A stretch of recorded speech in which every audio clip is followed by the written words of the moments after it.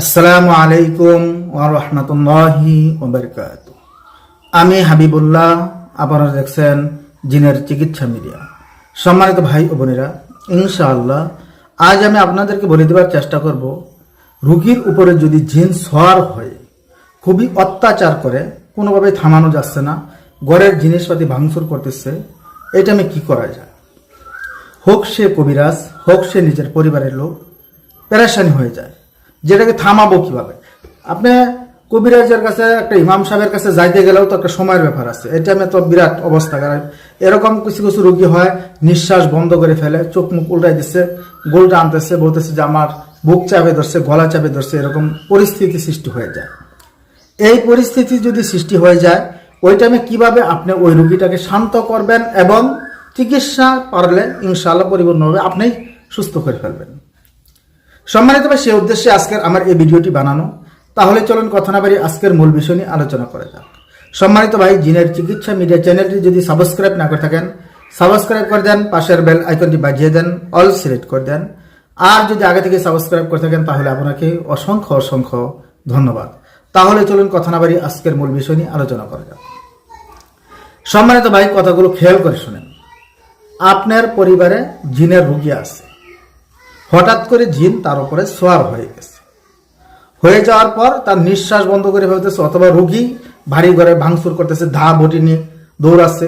আবার বলবেন যে এরকম হয় নাকি? হ্যাঁ, এরকম হয় দেখেই আজকের এই ভিডিওটা আমি করতেছি, যে ধা নিয়ে দৌড়াইতেছে। কি করা যায়? পেরেশানি হয়ে গেছে, বাড়ির লোকের তারা বাইন্দা রাখছে, কি করা যায়? এই টাইমে আপনি কবিরাজের কাছে যদি রাত্রে বেলা হয়, অথবা আপনার আশেপাশে যদি ভালো কোনো মুতাব্বির না থাকে, পেরেশানি হয়ে যান। একে কি করব? গাড়ি খবর দিতেছে, কবিরাজের কাছে যোগাযোগ করতেছে, কবিরাজেরা তো অনেক দাম, ফোন দিলে ফোন ধরে না। এই টাইমে কি করতে পারে? এখন যে কাজগুলো করবেন, রুগীটার সাথে সাথে শান্ত হয়ে যাবে। তার পরবর্তীতে আপনি যে কাজটা করবেন, ওই দুটো বিষয় এখন আমি আপনাদেরকে শিখিয়ে দেব ইনশাআল্লাহ। যখন দেখবেন অতিরিক্তভাবে পালগামি করতেছে এবং জিনগুলোকে হাজির হওয়ার পরে খুবই ছটফট করতেছে, ওই টাইমে আপনি রুগীটাকে ধরে ফেলবেন। দুই একজন লোক দিয়ে বলবেন যে তুমি রুগীটাকে ধরো, যাতে দৌড়াদৌড়ি করতে পারে, ছটফট করতে না পারে। আর যদি সে বলে যে আমার নিঃশ্বাস বন্ধ হয়ে যাচ্ছে, এটা আমি পরবর্তী বলতেছি যে যদি বলে নিঃশ্বাস বন্ধ হচ্ছে, এখন ছটফট করতেছে, এটাকে থামাবেন কিভাবে? আপনি সাথে সাথে যে কোনো একটা মোবাইলের মাধ্যমে অথবা যে কোনো একটা বক্সের মাধ্যমে সূরা বাকারা সম্পূর্ণ অডিও ছেড়ে দিবেন। ওনার কানে একটা হেডফোন দিয়ে বাজাইতে থাকবেন। ইনশাআল্লাহ 10 মিনিট হোক, আধা ঘন্টা হোক, শান্ত হয়ে যাবে, তিনি আর কখনো বিশৃঙ্খলা করবে না।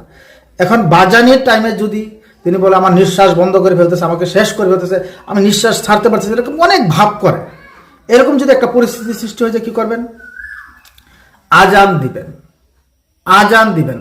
সূরা বাকারা চলতেই থাকবে, ওই টাইমে আপনি আজান দিবেন।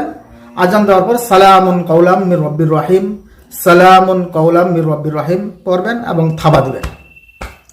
মহিলা হলে অন্য কাউকে দিয়ে থাবা দেওয়া হবেন, আর পুরুষ হলে আপনি নিজেই থাবা দিবেন। থাবা দেওয়ার পর ইনশাআল্লাহ রুগীটা অল্প সময়ের ভিতরে একদম শান্ত হয়ে যাবে। জিনগুলো কিন্তু রুগীর শরীর থেকে যায় নাই, জিনগুলো কিন্তু রুগীর শরীর থেকে যায় নাই, রুগীর শরীরের ভিতরে কাবু হয়ে গেছে।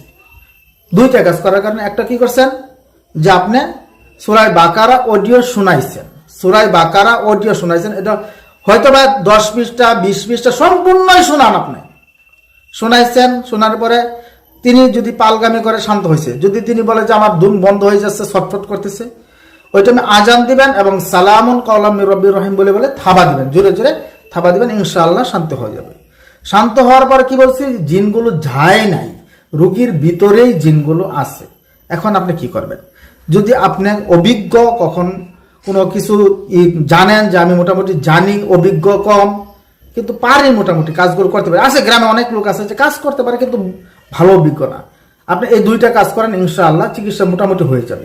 1 নম্বর করবেন কি, যে কোনো একটা সুতা নেবেন, সুতাটা নেবেন 1-1.5 হাত লম্বা, নেওয়ার পরে সূরা তারিকের যে লাস্টের আয়াতগুলো আছে, সূরা তারিকের লাস্টের আয়াত, ইন্নাহুম ইয়াকিদুনা কাইদা ওয়া আকিদু কাইদা ফামাহিলিল কাফিরিনা আমহিলহুম রুয়াইদা, এটা একবার পড়বেন। ইন্নাহুম ইয়াকিদুনা কাইদা ওয়া আকিদু কাইদা ফামাহিলিল কাফিরিনা আমহিলহুম রুয়াইদা, পরে গিট্টাটা টাইট করে দেবেন।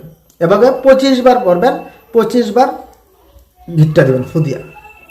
এইটা রুগীর যে কোনো একটা হাতে যে কোনো জায়গায় পারলে আটকে যাবে ইনশাল্লাহ। আপনি শুধু নিয়ত করেন যে ইনশাল্লাহ আল্লাহ তাআলার হুকুমে তাকে বন্দি করতেছি, তার শরীরে বাইন্ধে দিলে বন্দি হয়ে যাবে। বন্দি হয়ে যাওয়ার পরে কিছু শুকনা মরিচ নেবেন, নেওয়ার পরে সূরা বুরুজের 10 নং আয়াতটি পরে পরে ওই মরিচে ফু দিবেন। এটা কমপক্ষে 500 বার পড়বেন। রুগী শরীরে দিবেন, মরিচে দিবেন, পারলে সরিষার তেলে দিবেন। দেওয়ার পরে আপনি ওই যে জিনটা কিন্তু যায় না, জিনটা কিন্তু থেমে আছে। নাকে মরিচগুলো পুড়ে ধোয়া দিবেন। এখন মরিচগুলো পুড়তে গেলে থাপ করে পুড়ে যায়। যে কোনো একটা নেকড়া দিয়া মরিচটাকে ভালোভাবে পেঁচাই নেবেন। পেঁচাই নিয়ে পুড়লে ওটা তাড়াতাড়ি যেন ধোয়া সৃষ্টি হয়। ওই ধোয়াটা দিবেন, সরিষার তেল নাকে মুখে কানে লাগাই দিবেন, পানিটা শরীরে ছিটাই দিবেন এবং ওই টাইমেও সূরা বাকারা চালু করে দেবেন ইনশাআল্লাহ। যত ক্ষমতাবান জিনটাই হোক না কেন, যে যা দাবি করুক, সে যেইটা মনে হয় হোক, আপনি সূরাটা শেষ করবেন, সূরা বাকারাটা শেষ করবেন। ও যত ক্ষমতাবান হোক ও যাইতে বাধ্য হবে ওই টাইমে। হয়তো বা পরবর্তীতে ধরবে না ধরবে ওইটা অন্য বিষয়, কিন্তু ওই টাইমে যাইতে সে বাধ্য হবে ইনশাআল্লাহ। আপনি যদি কোনো রকমের সন্দেহ থাকে একবার করে দেখেন, পরবর্তীতে আমাকে জানাই দেন ইনশাআল্লাহ। জি, আসসালামু আলাইকুম ওয়া রাহমাতুল্লাহি ওয়া বারাকাতুহু।